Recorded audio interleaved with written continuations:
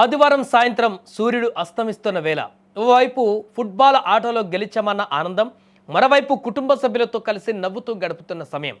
కానీ ఆ నవ్వులు ఎంతోసేపు నిలవలేదు. విజిల్ మోగింది. ఆట ముగియడానికి కాదు, వారి ఆయుష్ ముగియడానికి.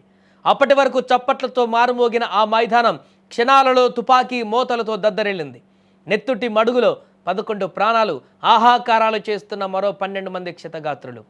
ఇది సినిమా కాదు, మెక్సికోలో జరిగిన మారణ హోమం. ఆట చూడ్డానికి వెళ్ళిన అమాయకులు శవాలుగా మారిన విషాదం.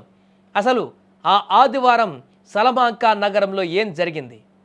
మెక్సికో దేశం మధ్య భాగంలో ఉండేటువంటి గ్వానాజువాటో రాష్ట్రం, అందులో సలమాంకా అనే నగరం.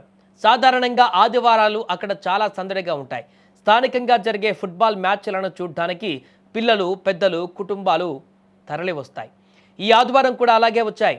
మ్యాచ్ చాలా ఉత్కంఠగా సాగింది. ఆట ముగిసింది. ఆటగాళ్లు ఒకరినొకరు అభినందించుకుంటున్నారు. ప్రేక్షకులు ఇళ్లకు వెళ్ళడానికి సిద్ధమవుతున్నారు. సరిగ్గా అదే సమయంలో కొన్ని వాహనాలు వేగంగా ఆ గ్రౌండ్ దగ్గరకు వచ్చాయి. అందులో నుంచి దిగిన దుండగుల చేతిలో అత్యాధునిక ఆయుధాలు ఉన్నాయి. ఎవరు ఏంటి అని ఆలోచించేలోపే విచక్షణారహితంగా కాల్పులు మొదలయ్యాయి.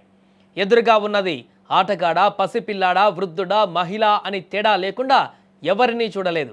వారి లక్ష్యం ఒకటే, మారణ హోమం. కేవలం కొన్ని నిమిషాలలోనే ఆ ఆనందాల మైదానం శవాల దిబ్బగా మారింది. దుండగులు జరిపిన కాల్పులలో 11 మంది ప్రాణాలు కోల్పోగా మరో 12 మంది చావు బతుకుల మధ్య ఇప్పుడు ఆసుపత్రి పాలయ్యారు.